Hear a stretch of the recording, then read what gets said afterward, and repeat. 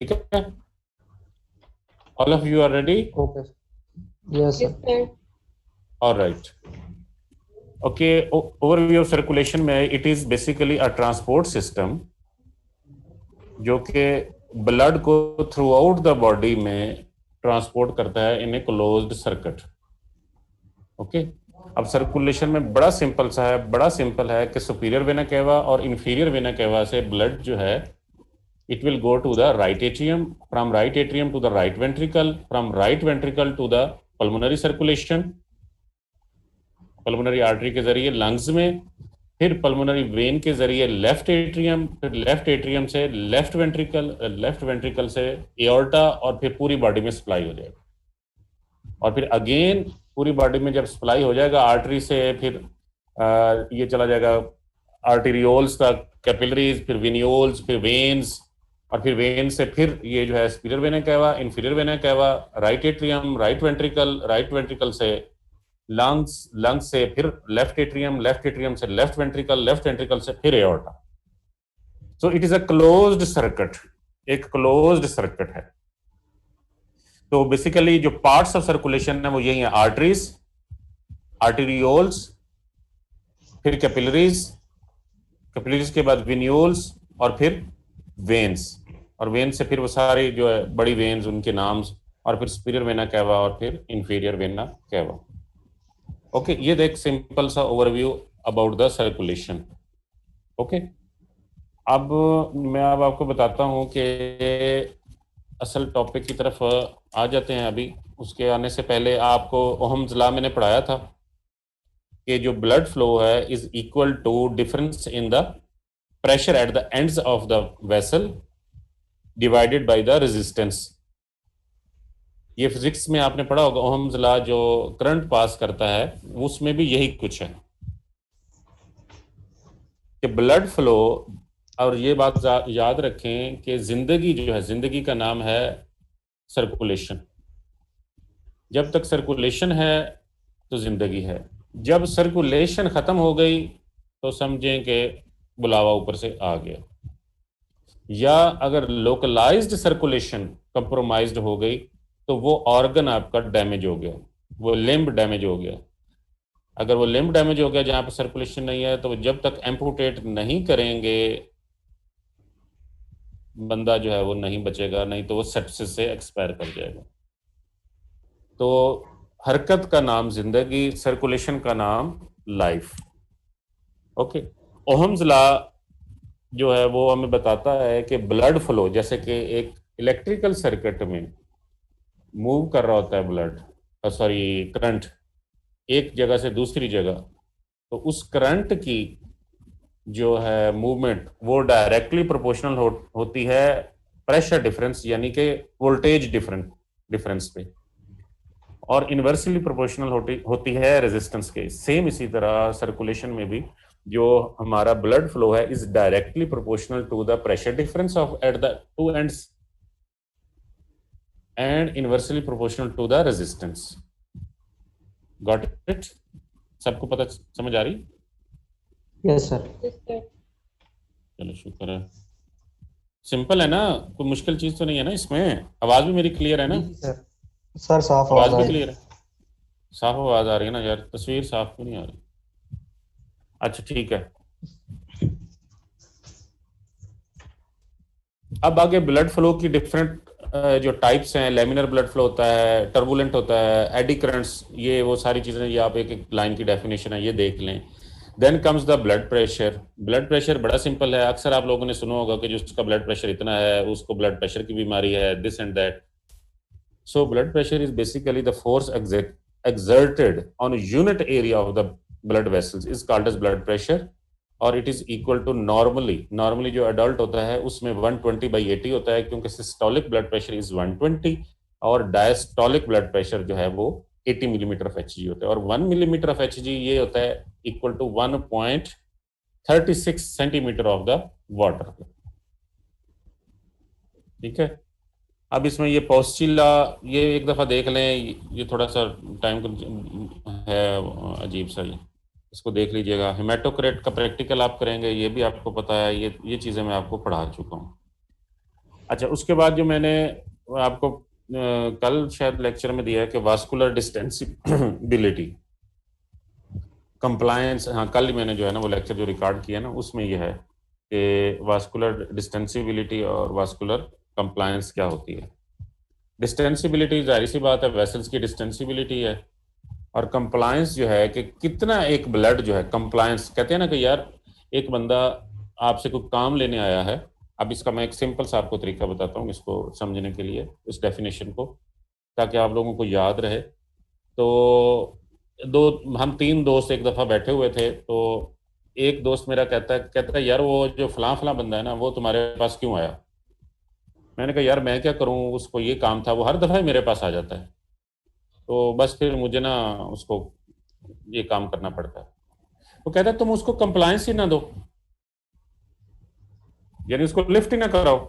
वो आता है सलाम दुआ करता है, हल्के से सलाम दुआ करो, उसके बाद तुम उस जगह से उठ के चले जाओ। ही नहीं कहेगा, उसको कंप्लायंस ही ना दो, उसको स्पेस ही ना दो। तो वास्कुलर कंप्लायंस जो है या कैपेसिटेंस, ये इसी तरह की ही चीज है कि जितना एक ब्लड की जो अमाउंट है, क्वांटिटी है, वो एक वेसल में जो है वो स्टोर हो सकती है, उसमें उसकी जितनी एक कैपेसिटी है उसको हम कहते हैं vascular compliance. I hope you got it.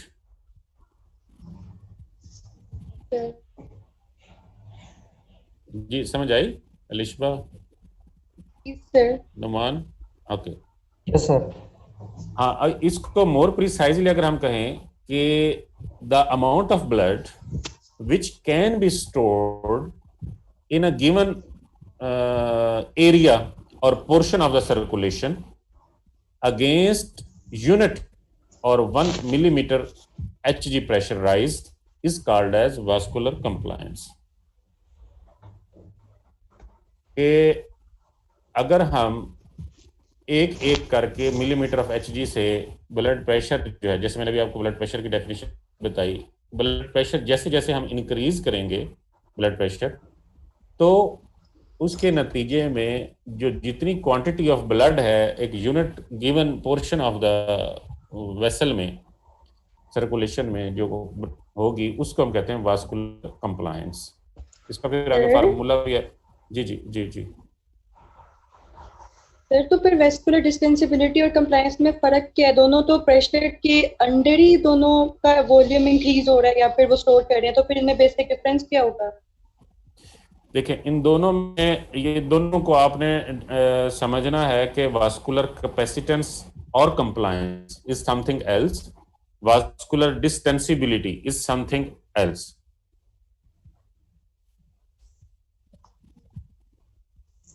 वो मैं अभी आपको बताता हूँ, मैं आपको अभी बताता हूँ कि ये कह रहा है मैंने अभी आपको डिस्टेंसिबिलिटी नहीं बताया, मैं समझ रहा था कि आपको शायद उसका आइडिया है। चले मैं अब दोबारा से बताता हूँ कि डिस्टेंसिबिलिटी जो है, वास्कुलर डिस्टेंसिबिलिटी, वो ये है कि increase in the volume, fractional increase जो होता है उसको हम कहते हैं डिस्टेंसिबिलिटी, और total quantity of blood that can be stored, कि एक लेवल आएगा कि अगर हम उसकी स्टोरिंग कैपेसिटी जो है वो कम हो जाएगी, यानी उससे ज्यादा उसमें स्टोर नहीं हो सकता। समझा पाया हूं या नहीं, मेरा ख्याल है। इन दोनों का फार्मूला देखें, आपके पास बुक है? Yes, sir. जी इन सर। दोनों का फार्मूला, पहले मैं फिर नए सिरे से शुरू करता हूं। डिस्टेंसिबिलिटी पे आए, वास्कुलर डिस्टेंसिबिलिटी।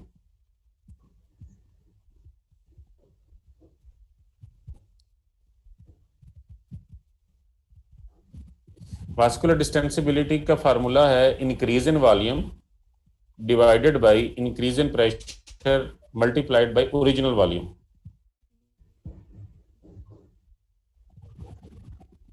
और वास्कुलर कंप्लायंस का फार्मूला है increase in volume divided by increase in pressure, बस। एक ही पेज पे लिखे हुए हैं।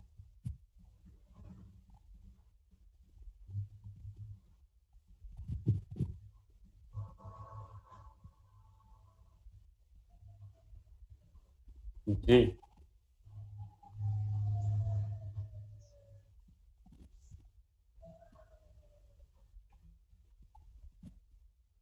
आगे करवाएं, हो गया है। मैंने कहा ये फार्मूला पढ़ लिया आप लोगों ने? जी सर, जी पढ़ सर। लिया।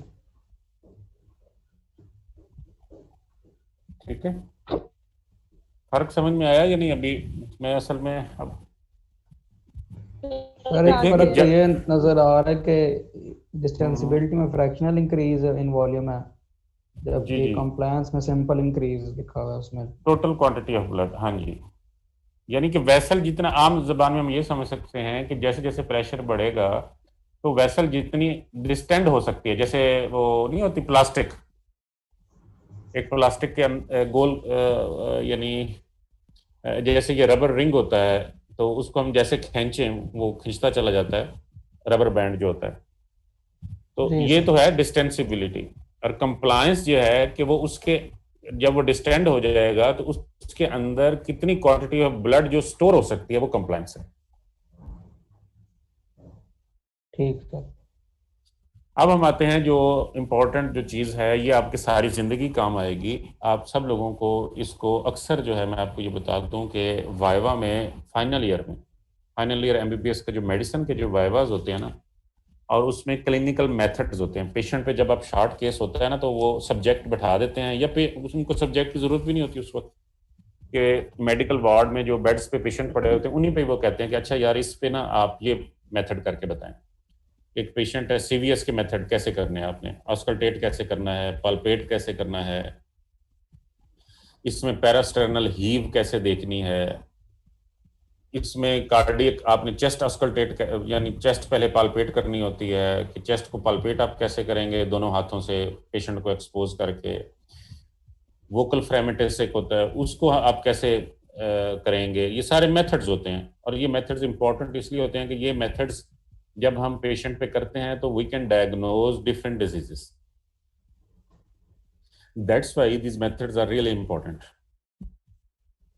So in those medical methods that are being used in medicine, you have to know about these pulses.